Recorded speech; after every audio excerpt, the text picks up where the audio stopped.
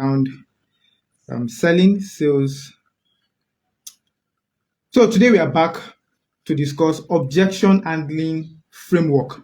And this is a very interesting topic, I must say, because it's one core part of selling that gets people off balance, because you get questions you never planned for. And I want to have, I need like 2 or 3 people to just get set for me, so that once I say, can I have somebody do this for me, just unmute your mic and you shoot. You get. All right. So very simple. This is a question I want us to answer, maybe rhetorically. Have you ever lost a sure sale? You know that this sale is so sure, not because the client didn't have the money, but because you didn't know what to say when they raised a simple objection. I can, or should I preempt that, or should I assume that we have all been in this situation? I've been on this board, on this table over and over again. You look at a client, you know that this client can afford to buy this product, but yet the person is not paying because he or she is asking a question that you do not have answers to. Or perhaps you have an answer, but the answer is not gelling. It's not really what the person was expecting to hear. So this is exactly what we're going to be ironing out today. So understanding objections, and I want my presentation to be very short because I need some of us to join me in facilitating this session. Understanding objections. These are types of, maybe not all, but some of the objections Nigerian realtors face most often. Number 1 is the money objection. Now, I need somebody to give me an objection that relates with money. What have you seen in the market that sounds like money objection? Can anybody help me? Just unmute and shoot. I am not interested. It's too expensive. Yeah, it is too expensive. Someone is saying something. Can I have another one? I will get back to you. I will get back to you. All right, good. So I'm going to pick the it is too expensive because it's directly related to money. Once somebody says, okay, how much is the property? You say it is just 5 million naira, and the person says, wow, it is too expensive. Now that is a money objection. And we need to know what category the objection falls into so that we can know exactly how to handle the objection. Now let's go to trust. What could be a trust objection when it comes to real estate? Can somebody help me?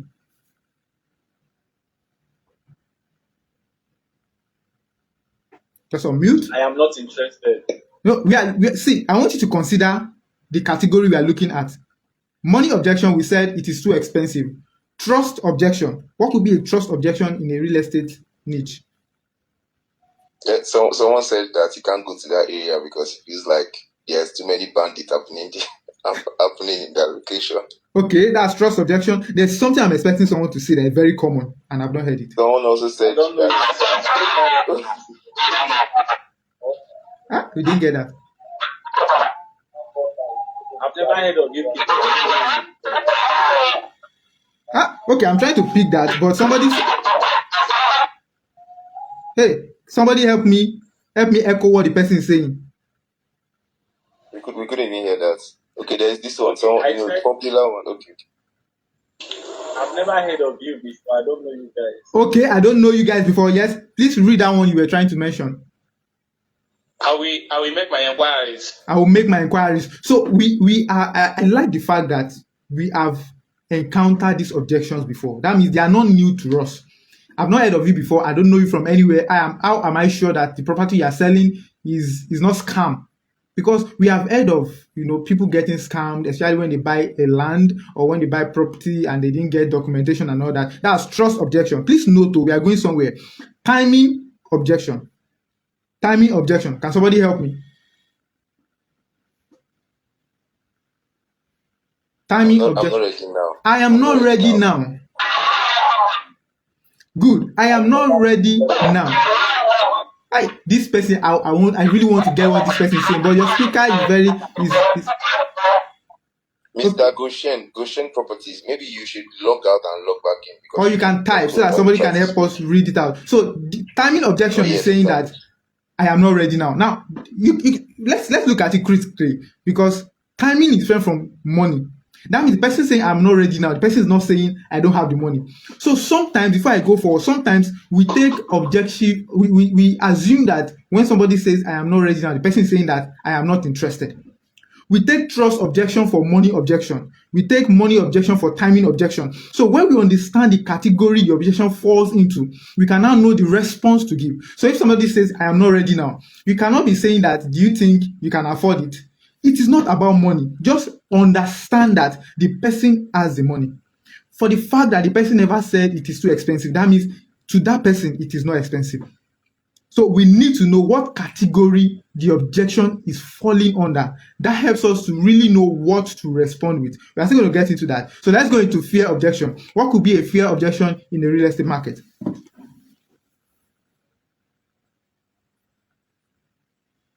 Or is my smiley scaring you? I have been scammed before. I have been scammed before, and that's a real world issue. It's something somebody has encountered, and it's possible that the person is not just man or making it up. The person might have been scammed before, and the idea or the thought of being scammed again could be very scary. So that is very real. We need to know exactly where that category. So if the person say I've been scammed before, that means it doesn't mean that the person could not buy it now. It doesn't mean that the person does not trust you, so to say. It doesn't mean that the person does not have the right timing to buy. It just means that the person is scared of what has happened to him or her before. Now, the value objection. Can somebody help me with value objection?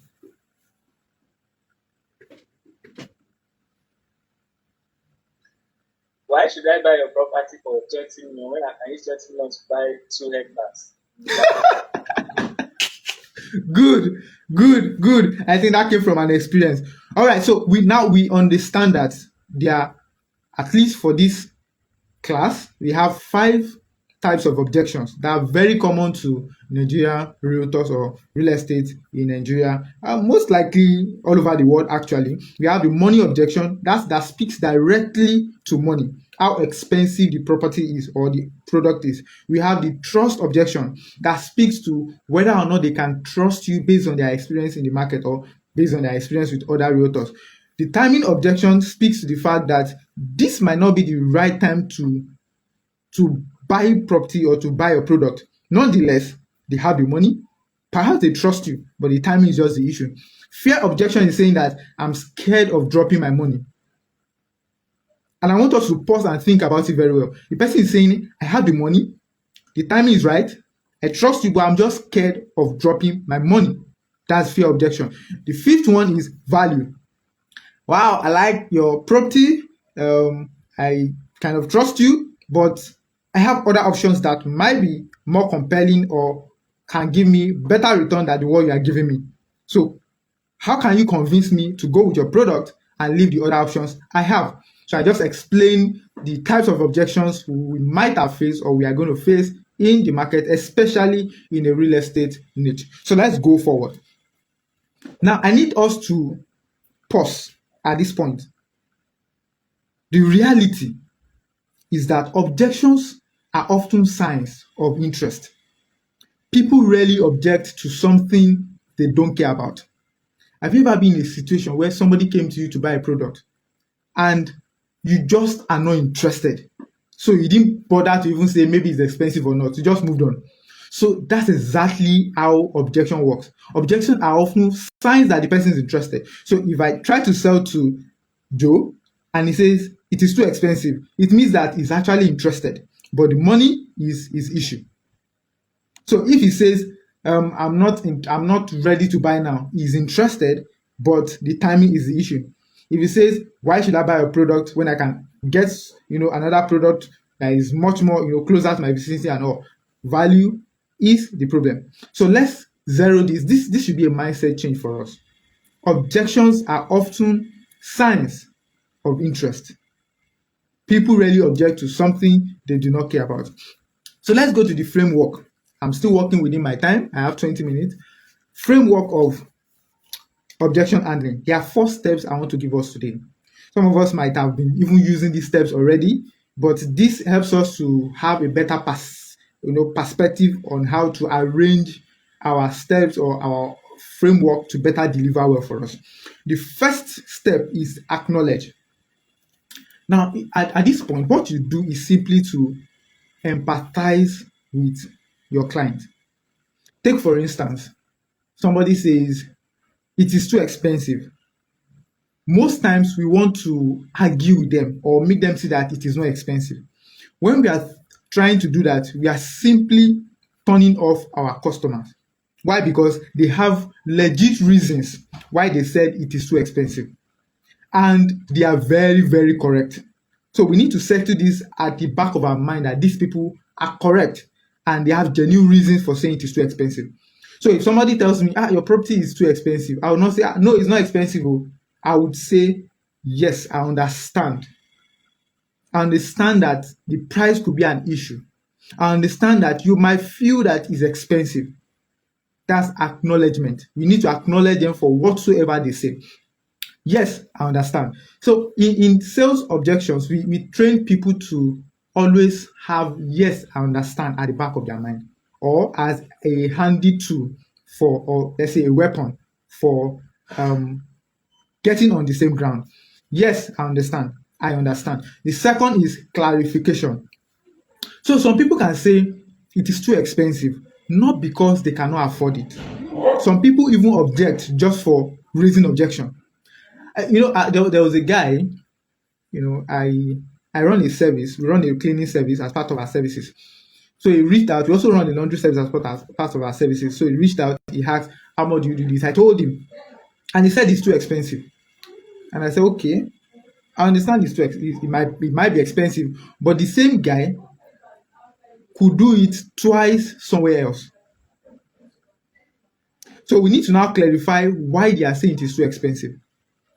So we can ask questions like, I understand it might feel it's expensive, but if I understand you well, are you trying to compare this price with another price or this property with another property? You ask open-ended questions that help them explain what they are trying to say. It's possible that somebody says it's too expensive and the person is already making the transfer. At that point, if you try to justify why it's expensive, you are sending another signal to them. Let's move to the next one. Respond with value. Now, responding with value is where our knowledge of product, testimonials, stories comes in. So when they give us reasons why they feel it's expensive, then we can buttress the value attached to the product. You can say something like, okay, it is too expensive. I like using that because it's very common. It's what we get almost every day. Using something like, all right, most of our customers that ended up buying this property said exactly the same thing you said. But after they've made the payment, they realize that the value attached to the product over 2 years, over 5 years is much more than any other property they might have considered before. Now, you are bringing them to a point where you first help them to understand that some people had the same objection. Yes, they still bought. When they bought, they got better value on the same product compared to other ones they might have been considering. So that's responding with value. And the fourth one, which is the last one I'm going to give us today, is confirmation. That is, you have to confirm that you have answered their question. You have to confirm that they do not have any other objection. Now, one of my mentors used to say that the more objections you get, the closer you are to sale. The more objections you get, the closer you are to sales. So what is objection? Maybe I should have started from there. Objections are the questions objections are the questions you did not answer in your sales process. Before somebody could object to your product, you have told them about the product. So questions that you did not answer becomes objection. So there's something called sales presentation. Presentation is what is supposed to handle the objections before they even ask the objections. But if you didn't handle it in the sales presentation, they become objection. Now, when they become objection, we now have these 4 steps to clarify and also answer their questions with value. Then we now confirm if they have more questions, because the more questions they have, the better you can get them closer to getting, doing business with us or buying our product. So I want to create a scenario and I need 2 people. I need 2 people that can help me with this. So handling objection is sometimes could be boring, but when we have role play, it could be very interesting. Please, I need 2 people to show interest in this. Can I have the 2 people, please? Anybody? Yes. Okay, Joe, 1. Who is going to be So Joe is going to be the Present, sir. real estate. Okay, good. So we have Joe as the real estate person, and we have sorry, I'm not saying your full name. Mo as the customer. So Mo, I need you to choose an objection. Choose a type of objection.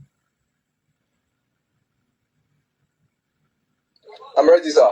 I need you to choose a type of objection. Type of objection. I'm ready, sir. Is it money? Is it timing? What objection do you want to raise? Is it value? Mo, what's your problem? What's your objection? Value. Good. So I'm figuring it out. Good. Joe, all right, please. You are the real estate person. You are the real estate agent. So you are going to present the property to Mo. Mo is going to raise a value objection, and from the first steps you have gone through, you are going to respond to him, and we are going to watch you do it live. Are you set? Yes, I am. I'm set, sir. All right, shoot. Good evening, Mr. Mo. Good evening, Mr. Joe. Yes, my name is Mo. I'm calling from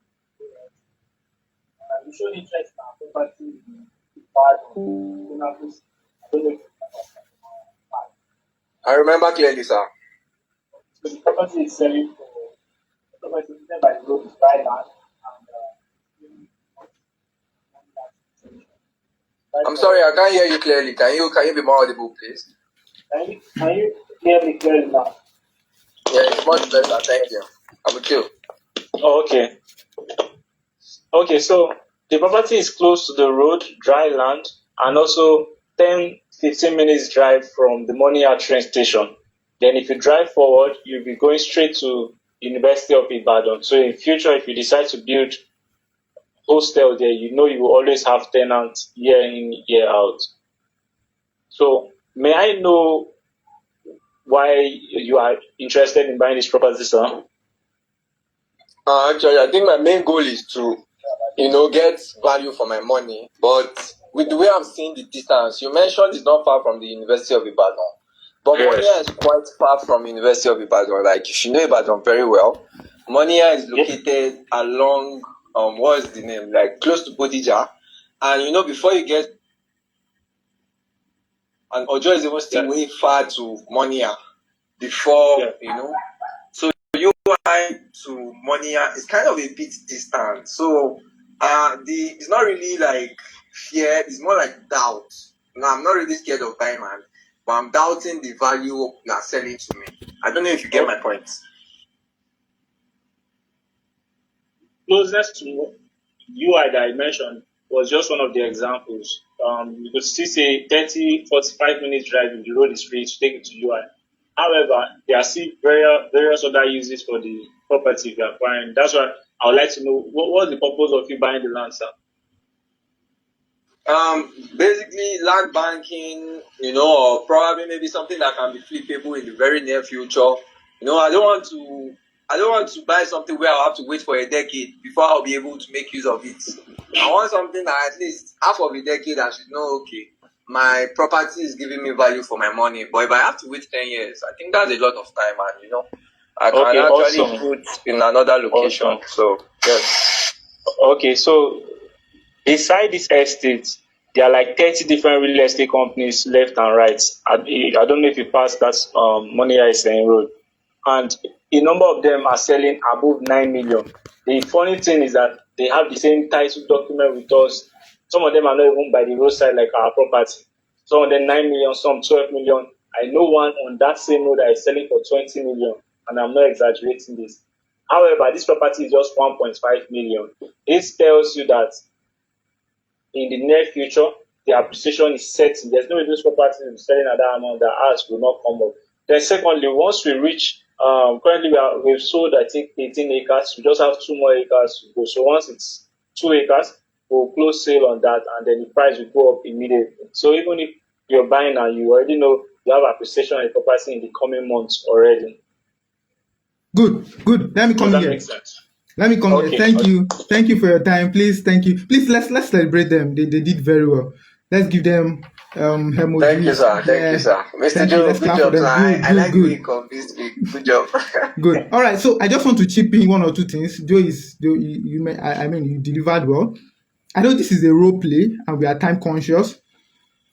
I also want to say that when we are selling, we are thinking of our customers more than we are thinking of our product. Why? Because we want to give them what they want, not what we sell. And that is why in real estate, we have to have many options. So Mo, at this point, is not even concerned about how much it costs. Mo wants to buy a property that is close to UI or in the city that he can sell off or maybe start doing business with in the next 5 years. Joe has a property in Monia. So distance is a bit of a challenge, which he was trying to already close the gap, using the price to close the gap, which is possible. He gets positive and Mo, go on with the deal. So Jonah has a better option to sell something higher to Mo. So what the drift will be if this was not a sales call that is limited with time is that Joe will start asking, okay, I see that you perhaps want something much more closer to UI. What is your budget? So they move from what Joe is interested in selling to what Mo wants to buy. So they are now talking of, okay, where do you want the land to be? Now, Mo already from the conversation is looking like Mo trusted Joe to an extent that is an authority in that space and wants something that, befit his own status. Now, most likely, Joe could pitch another property to Mo that could be closer to UI, but a little bit much more expensive. Joe will make more profit because he was thinking of how to satisfy the client. And this is where role play, this is where objection comes in. When we are answering objections, we are not just conscious of the answers to give. We are flowing with our client, knowing what they really want because we want to satisfy them. I just want to chip that in. And I know that Joe really understands that. I need somebody to give me objection on money. That money aspect is what I want somebody to do for me. I need 2 other people that can help us. Those 2 people that I did previously did very, very well. So let's get 2 other people. Perhaps you are not even sure, you've not done this before. This is the best time, to come on board and show us what you've got. And we can guide you on how to do it right. Somebody, 2 people. Anthony, are you ready? All right. Good. Jake, yeah, good. Who is going to stand by Jake? Let's do this. So, Jake, what are you do you want to be the real estate agent or the customer? I can be the customer. Oh, good. Customer. Who wants to be the real estate? So, who wants to be the real estate agent? Let's do this. Just try. Okay, Philip. Mr. Akapu hand is Akapu. Good. Raised, let's have you. Please shoot Akapu. Okay, yeah, Akapu Philip. Yeah. Let's have it. You can unmute, sir. Mr. Philip, sir, you can unmute.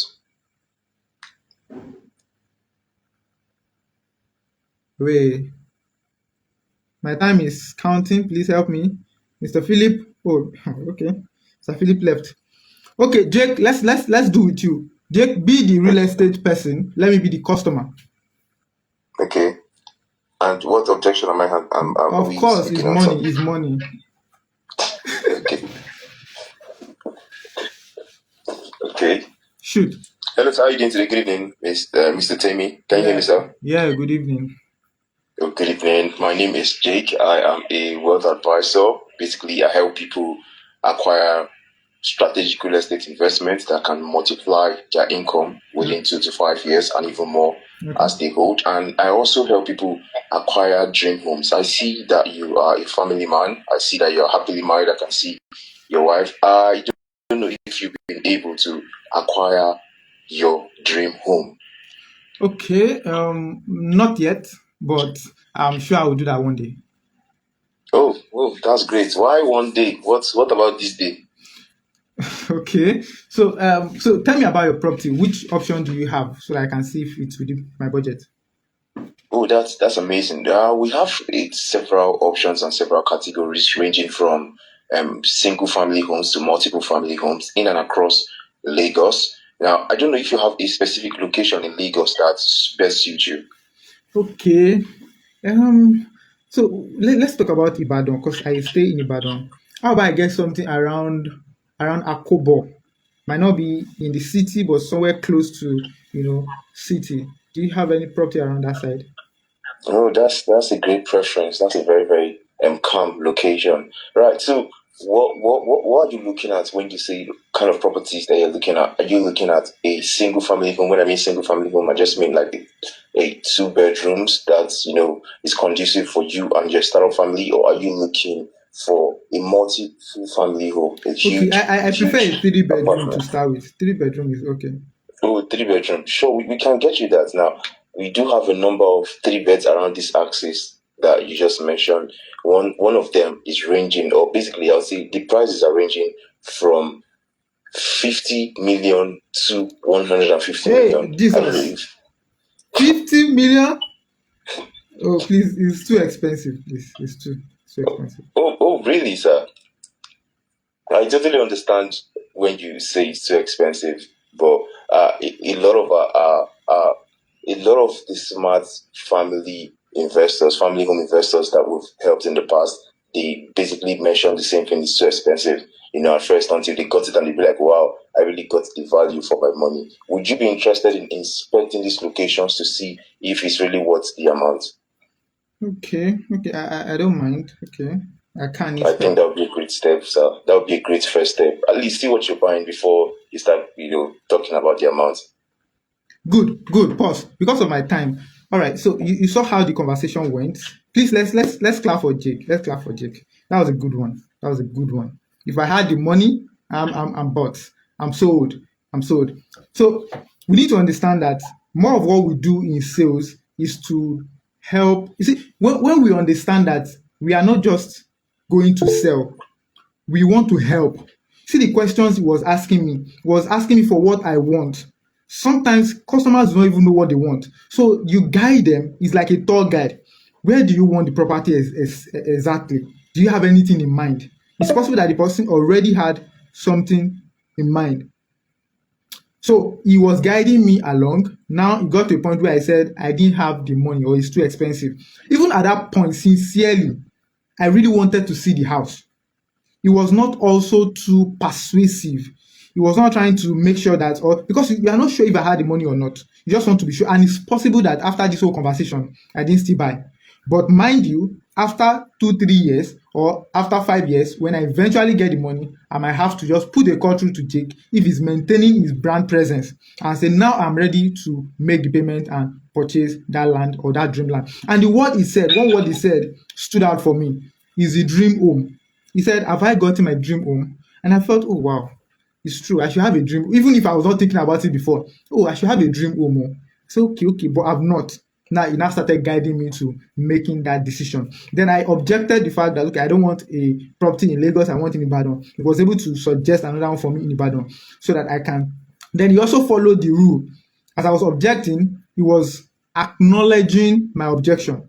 Yes, I understand. It is possible. Yes. So the client wants to feel safe talking to you. All right, let me just move. I know my time is up already. I know that my time is up already, but just allow me round off here. Please confirm you can still see my screen. Can anybody help me? Yes, sir. All right. So we have done the two scenario. So I'll round off here. Do not panic. Objections are opportunities. They are opportunities for you to explore. If you follow those steps, prepare stories and testimonials in advance. This is very, very important. Have stories and testimonial. Then also have range of properties to suggest. And when you do not have, you can always get back to them. Don't be under pressure to sell now. If you do not have, promise them you are going to do the work, get the property, then reach out to them. Then before you end the call, make sure you fix another appointment time so that when you call them, they know that you already agreed on that time. Then be calm and do not defend. Do not be defensive. Build trust before sales call. I'm going to close here. Objection handling isn't about being pushy, like I said. It's about three things: being prepared, persuasive, and be human. This is very, very important. You have to be very human. If you are not sure, just tell them, sir, I'm not sure. Can I confirm and get back to you? They want to be sure that you are not acting out a script or you are not reading out a script. They want to relate with human and they want to trust you such that they can always reach out to you for help and make you their confidant. I hope this helps. Thank you so much. I will stop here because of time. Thank you so much. Thank you so much, Coach Temi. Please, I want to see appreciations. Please,